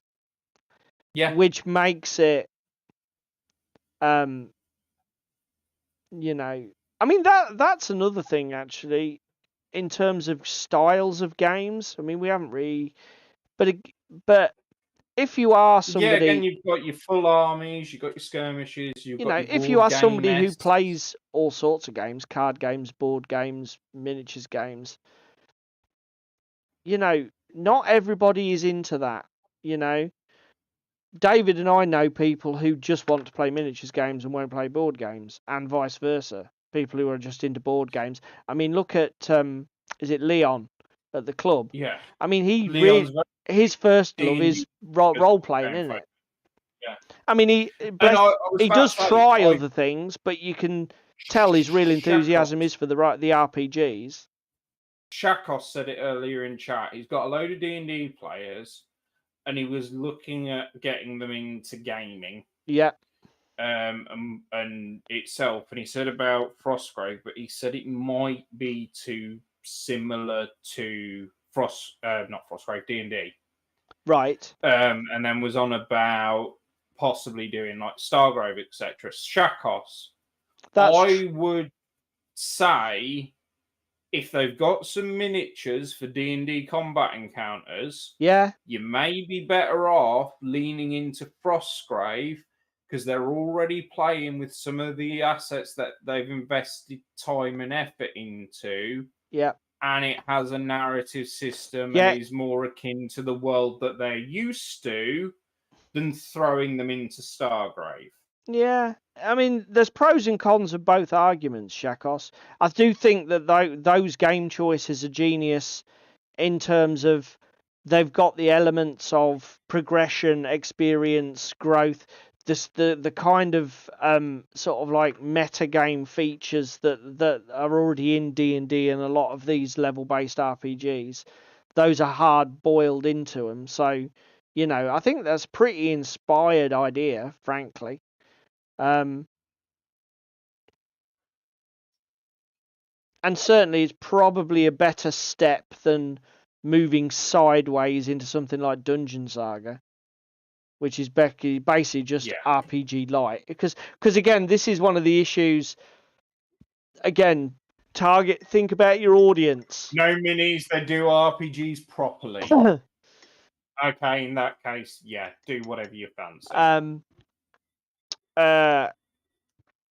Thinking about target audience, we try Alex, the gamer I was mentioning earlier. We had success selling him Infinity, but we didn't have success selling him OPR because he missed all of the complexity and fiddliness of 40k when it came to the simplicity of OPR. All that he was really, the only thing that impacted upon him was these units don't feel the same as they do in 40k. There's too much distance between the way my Lehman Russ battle tank feels here than it does in 40k. So, you know, again, and yet we've got a group of people, Luke and V, are loving their experiences with the OPR rule sets. You know, very much horses for courses. One thing I will have here as a side recommendation for those looking to get into the hobby: don't find yourself a David and a Paul, because we will bleed your wallet dry eventually. Yeah. We're to be avoided, people like us. The people in your club who you see playing a different fucking game every week, particularly if everything's painted and they look like they know what they're doing, they're probably trouble. Okay? So probably even best if it's avoided. Unpainted. They're playing a game each week. Don't,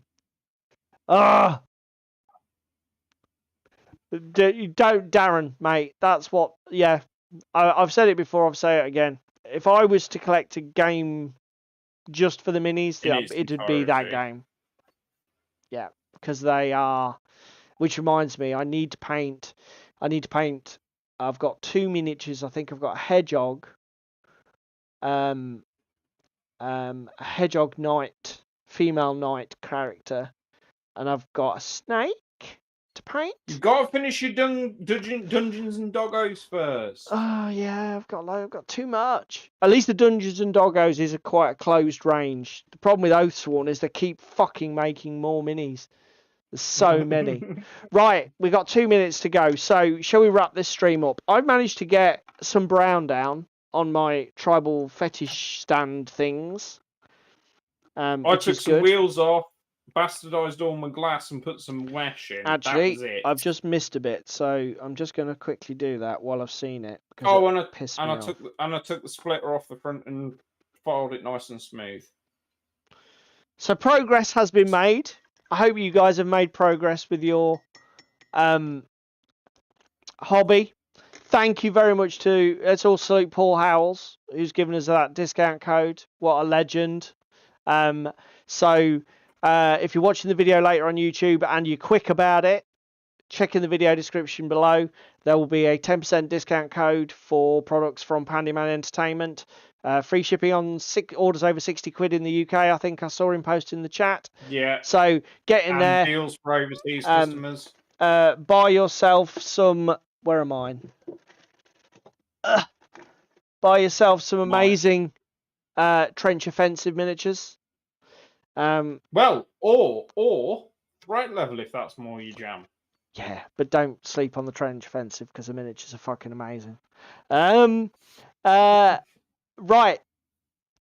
Thank you very much to all of the guys over here in the chat. As usual, this show was about them. Oh, for fuck's sake, spam. Oh, God. Max. Fucking hell, what a parting shot. Oh, my God. Right, okay, yeah, so that's derailed it for just a second there. Thank you. Well, I said thank you for these guys, but then I saw that and I'm not sure now. If you can find time... these guys make the evening. Yeah, they make it. They certainly make it so we can't put any fucking advertising on it, even if we were monetized. If you can only find time to do one thing, please click the like button on the video. It helps to YouTube to think that it's not complete shit, and it might actually show it to half a dozen people over the next 6 months if we're lucky. Obviously, if you can do any of the other stuff, share, comment, subscribe, that's bloody amazing. But a click is all we ask for. Out of all of the things, YouTube's not going to share this video. It's too long. It's too full of rubbish. So if you think you've got a friend who is in the hobby and would like to see it, just send them a link, share it, because YouTube's not going to do it for us. Thank you very much, guys. Just a reminder, painting competition is still running. We will be. The topic is humour. Obviously, we run the painting competition through our gaming club, but as viewers of the stream, if you want to send a submission, there is an email address in the video description, or for those of you who are in the on tabletop community, you can find me as WarbossD on the Discord server and PM me a pic or whatever you want to do. That's cool. And with that, I guess we better sign off and let you guys get on with the rest of your evening. I suppose we ought to. Enjoy, and we'll see you all same time, same place next week, 8 o'clock here. See you later. Even if I do win the lottery, we'll be here.